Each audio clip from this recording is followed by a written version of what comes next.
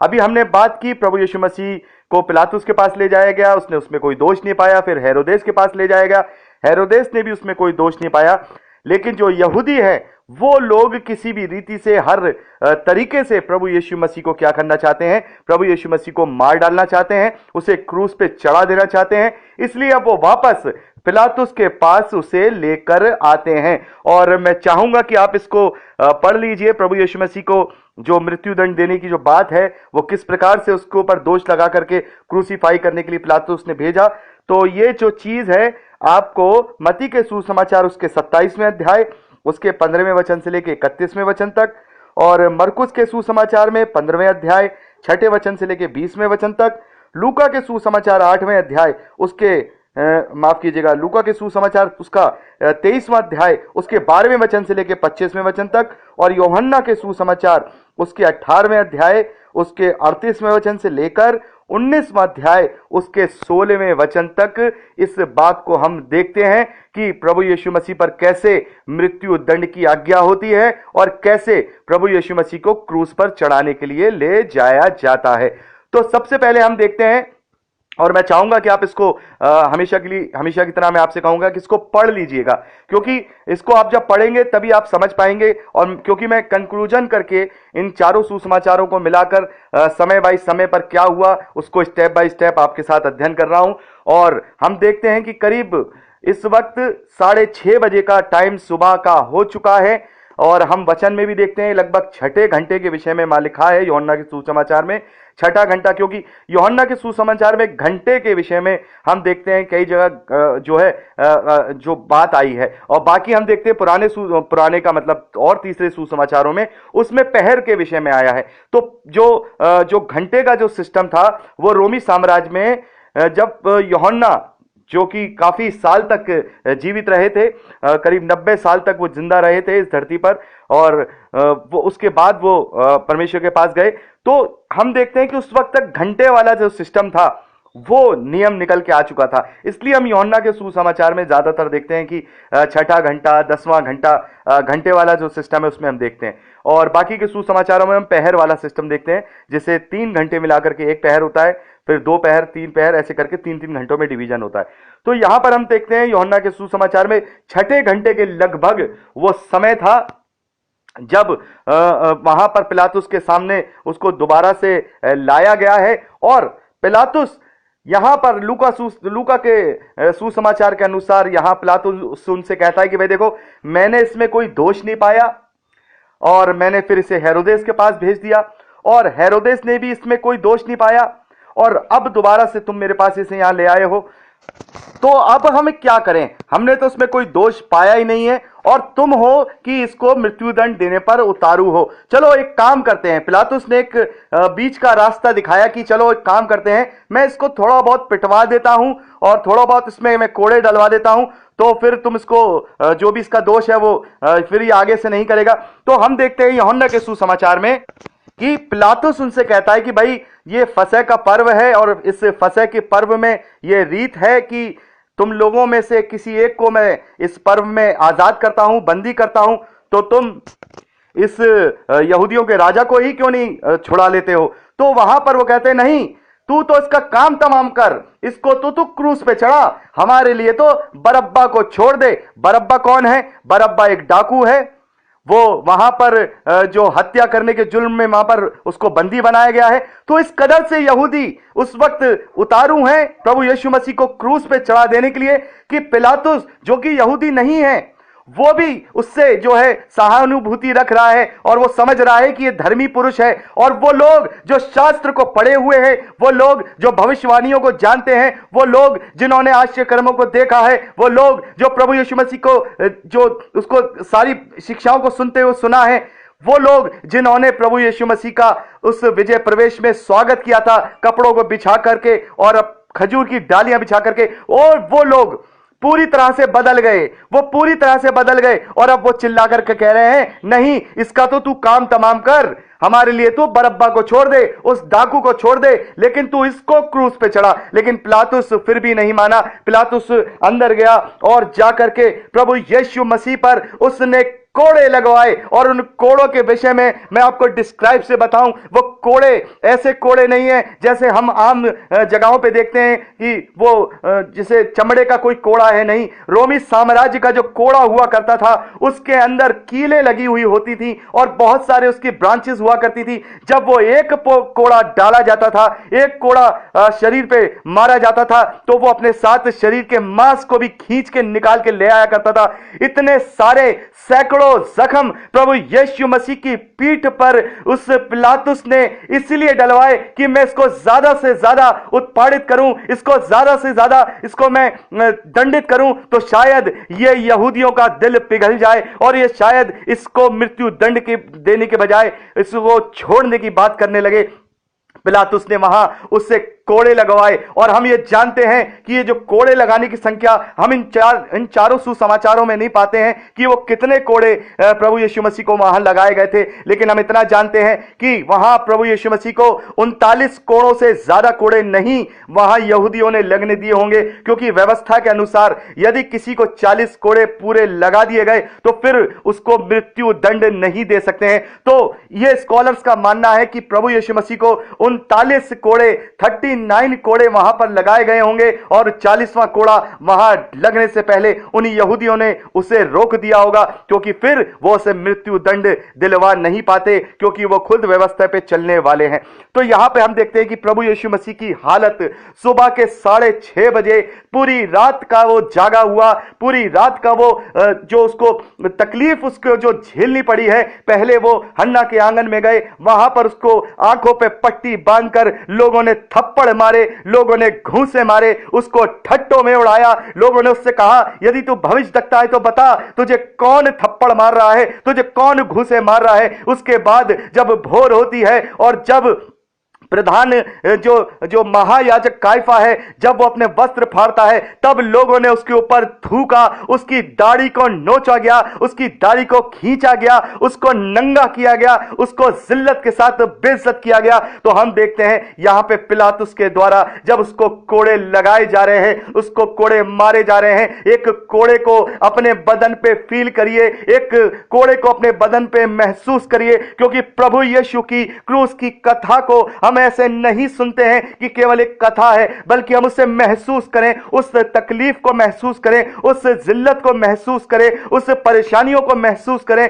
जो परेशानियां प्रभु यीशु मसीह ने मेरे और आपके पापों को अपने ऊपर उठा करके झेले हैं। उन तकलीफों को मेरे और आपके पापों के कारण सहा है। और यशाया भविष्यद्वक्ता की पुस्तक में यह लिखा है कि उसने हमारे लिए कोड़े खाए ताकि हम आत्मिकता में चंगे हो जाएं। हे महान पिता परमेश्वर, हे प्रभु यीशु मसीह, हम तेरा कोटि कोटि धन्यवाद करते हैं कि तूने हमसे इतना प्रेम रखा कि तूने अपने शरीर पे उन सैकड़ों जख्मों को झेला है जिनसे हमने उद्धार को प्राप्त किया है। प्रभु हम उसको याद करते हैं, प्रभु हम उसको एहसास करते हैं, प्रभु हम उसको महसूस करते हैं और प्रार्थना करते हैं। प्रभु हमें तू ऐसी तौफीक दे कि हम तेरे रास्ते पर तेरे वचन पे बने रहने वाले बने, तेरे उस बलिदान को हम व्यर्थ ना जाने दें, तेरे कोड़े खाए जाने को हम व्यर्थ ना जाने दें। हम अपने आप को उसके अंदर महसूस करके अपनी उस आत्मिक चंगाई को प्राप्त करें जिस आत्मिक चंगाई को देने प्रभु तू हमें देने आया था। ए महान पिता परमेश्वर, तेरा धन्यवाद करते हैं।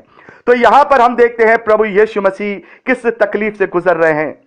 यहां पर पिलातुस ने उसे कोड़े लगवाए और कोड़ों का मैंने आपको डिस्क्रिप्शन दे दिया किस प्रकार से खतरनाक कोड़े हैं। मैं और आपको नहीं बता सकता। आप में से बहुत सारे भाई बहनों ने एक मूवी प्रभु यीशु मसीह के लिए बनी है द पैशन ऑफ क्राइस्ट, अगर हम उसे देखेंगे तो उस भयानकता को आप महसूस कर पाएंगे। और मेरे बहुत सारे भाई बहनों ने उसको देखा भी होगा और उसको देख करके आपके रोंगटे खड़े हो जाएंगे, आपकी रूह फाख्ता हो जाएगी कि किस प्रकार से प्रभु यीशु मसीह ने उस उत्पीड़न को सहा है, किस प्रकार से प्रभु यीशु मसीह ने उस जिल्लत को वहां पर सहा है। और हम देखते हैं कि फिर सिपाहियों ने कांटों का ताज गूंद कर प्रभु यीशु मसीह के सर पे फंसा दिया। एक एक कांटा उसके सर में धंस गया और वो दर्द में और वो पीड़ा में चला गया और वो और वो उस पीड़ा को भी सह गया, क्योंकि वो अपने पिता की इच्छा को पूरा करना चाहता था। वो मुझे और आपसे अपने प्रेम को दिखाना चाहता था। वो मुझे और आपको उस अनंत जीवन को देना चाहता था। मुझे और आपको वो जयवंत करना चाहता था। उसने उन कांटों को भी अपने सर पर जो जो उसने लगाया था, उन्होंने पहनाया था, उसको सह लिया। फिर उसको उन्होंने बैंजनी लाल कलर का कपड़ा पहनाया। हम देखते हैं यहाँ पर बैंजनी कलर का कपड़ा, उसको वस्त्र पहनाए गए हैं। और हम देखते हैं लूका के सुसमाचार में उसको वहां लिखा है लाल रंग के वस्त्र पहनाए गए। तो लाल और बैंजनी का जो कॉम्बिनेशन है, उस प्रकार का ही वस्त्र पहनाया गया होगा, क्योंकि बैंजनी कलर और जो लाल कलर है वो भयभक्ता की निशानी होता है। और उसको ठट्टों में उड़ाने के लिए, उसका मजाक बनाने के लिए, उसकी हंसी उड़ाने के लिए वहां पर उसके साथ उन सैनिकों ने किया, क्योंकि पिलातुस ये चाहता था कि इसकी ऐसी हालत देखकर शायद इन यहूदियों का दिल पिघल जाए, शायद इन यहूदियों को ये समझ में आ जाए कि ये सजा जो मैंने इन्हें दी है ये इस प्रभु के दास के लिए काफी है। लेकिन उन यहूदियों का दिल नहीं पसीजा, उनका मन कठोर हो चुका था, उनकी आंखें अंधी हो चुकी थी। वो इस संसारिक वैभवता के लालच में आकर अपने उद्धारकर्ता को मारने पर उतारू थे। वो मारने पर उतारू थे। वो मंजर, भयानक मंजर देख करके भी उनका मन नहीं पिघला कि उसके शरीर का कोई कैसी जगह नहीं थी जहां रक्त ना हो, ऐसी जगह नहीं थी जहां से उसका मांस ना खिंचा हो, कोई ऐसी खाल नहीं थी जो वहां से ना खिंची हो। 39 कोड़े खाने के बाद भी वो उस पर तरस नहीं खा रहे थे। वो उस पर तरस नहीं खा रहे थे और वो चिल्ला रहे थे, चिल्ला कर कह रहे थे कि हमारे लिए तू बरअब्बा को छोड़ दे, इसका तू काम तमाम कर, इसे तू क्रूस पे चढ़ा। तो यहां पर हम देखते हैं कि जब उसको ताज पहनाया गया तो उसको ठट्टों में उड़ाकर उसे प्रणाम किया गया, फिर उसके थप्पड़ मारे गए। इतना करने के बाद भी उसको जिल्लत के साथ थप्पड़ मारे गए। उसकी दाढ़ी को हिला हिला करके नोचा गया। सोचिए, आप अपनी कलम के बाल को थोड़ा सा अभी इसी वक्त, इस संदेश को सुनते वक्त अपने कलम के बाल को, जो कान के पास जो बाल होते हैं, उसको हल्का सा खींचिए। कितनी तकलीफ होती है। जिस भाई के अगर दाढ़ी हो तो उसको हल्का सा बाल उसका खींचिए, कितनी तकलीफ होती है। उसके दाढ़ी के बालों को खींचा जा रहा है, उसको थप्पड़ मारे जा रहे हैं, उसके ऊपर थूका जा रहा है। इतना सब कुछ पिलातुस के द्वारा उसके साथ किए जाने के बाद भी उन यहूदियों को उस पर तरस नहीं आता है। उन यहूदियों को उस पर बिल्कुल भी तरस नहीं आता है और वो उसको मारने पर उतारू हैं। और फिर पिलातुस ने बाहर निकलकर लोगों से कहा, देखो मैं उसे तुम्हारे पास फिर बाहर लाता हूं ताकि तुम जानो कि मैंने उसमें कोई दोष नहीं पाया। तब यीशु कांटों का मुकुट और बैंजनी वस्त्र पहने हुए बाहर निकला। पिलातुस ने उन सब से कहा, देखो ये वो पुरुष है, मैंने इसकी क्या हालत कर दी। तुम इसको मारना चाहते थे, देखो ये वही पुरुष है, मैंने इसकी क्या हालत करी। मैंने इसको कोड़े लगवाए, मैंने इसको कांटों का ताज पहनाया, मैंने इसकी दाढ़ी निचवाई, मैंने इसको थप्पड़ लगवाए। अब देखो ये तुम्हारे सामने में से दोबारा से बाहर लेकर के आया हूं। देखो ये वही पुरुष है। जब प्रधान याजकों और प्यादों ने प्रभु यीशु मसीह को देखा तो फिर चिल्लाकर कहा, उसे क्रूस पर चढ़ा दो, क्रूस पर। पिलातुस ने उससे कहा, तुम ही उसे ले जाकर क्रूस पे चढ़ाओ, क्योंकि मैं उसमें कोई दोष नहीं पाता। यहूदियों ने उसको उत्तर दिया, हमारी भी व्यवस्था है और उस व्यवस्था के अनुसार ये मारे जाने के योग्य है, क्योंकि उसने अपने आप को परमेश्वर का पुत्र बताया, परमेश्वर के तुल्य बनाया। जब पिलातुस ने यह बात सुनी तो और भी डर गया और फिर किले के भीतर गया और यीशु से कहा, तू कहां का है? परंतु यीशु ने उससे कुछ भी उत्तर ना दिया। इस पर पिलातुस ने उससे कहा, मुझे क्यों नहीं बताता? तू मुझे क्यों नहीं बोलता? क्या तू नहीं जानता कि मुझे तुझे छोड़ देने का अधिकार मुझे है और मुझे क्रूस पर चढ़ाने का भी अधिकार है? यीशु ने उसे उत्तर दिया, यदि तुझे ऊपर से ना दिया जाता तो तेरा मुझ पर कुछ अधिकार ना होता। इसलिए जिसने मुझे तेरे हाथों में पकड़वाया है, उसका पाप अधिक है। इस पर पिलातुस ने उसे छोड़ देना चाहा, परंतु यहूदियों ने चिल्ला कर फिर कहा, यदि तू उसे छोड़ देगा तो तेरी भक्ति कैसर की ओर नहीं। तो हम यहां देखते हैं, इतना होने के बाद भी पिलातुस प्रभु यीशु मसीह को छोड़ देना चाहता है और वो कहता है कि तू मुझे बता, देख मुझे अधिकार है कि मैं तुझे छोड़ सकता हूं, मुझे अधिकार है कि मैं तुझे क्रूस पर भी चढ़ा सकता हूं। तो प्रभु यीशु मसीह कहते हैं कि तुझे जो अधिकार ऊपर से मिला है तू उसका कार्य कर सकता है, लेकिन जो मुझे कहा गया है करने के लिए, वो सर्वशक्तिमान पिता परमेश्वर की ओर से कहा गया है, इसलिए मैं अपने पिता की इच्छा को नहीं टाल सकता हूं। तो यहां पर पिलातुस उसको बिल्कुल भी नहीं चाहता था और वो और ज्यादा इस बात से डर गया। चिल्ला चिल्ला करके जब लोग कह रहे थे कि इसे क्रूस पे चढ़ा और बरअब्बा को हमारे लिए छोड़ दे, तब पिलातुस ने कहा कि ये मैं इसमें कोई दोष नहीं पाता, मैं इसे मृत्युदंड की आज्ञा नहीं दूंगा, लेकिन मैं तुम्हें बरअब्बा के लिए छोड़ देता हूं। इसका जो मृत्यु होगी, जो उसका जो मृत्यु का पाप होगा, वो मेरे सर पे नहीं वरन तुम्हारे सर पे होगा। जाओ तुम इसको ले जा करके क्रूस पर चढ़ा दो। तो यहां पर हम देखते हैं कि पिलातुस फिर भी नहीं मान रहा था। जब हम आगे के वचनों को यूहन्ना के सुसमाचार में पढ़ते हैं, तब वो पिलातुस को उसका कर्तव्य याद दिलाते हैं कि अरे तू ऐसा करेगा तो फिर रोमी साम्राज्य का निष्ठावान नहीं है, तू कैसर का निष्ठावान नहीं है, तू ऐसा क्यों करता है।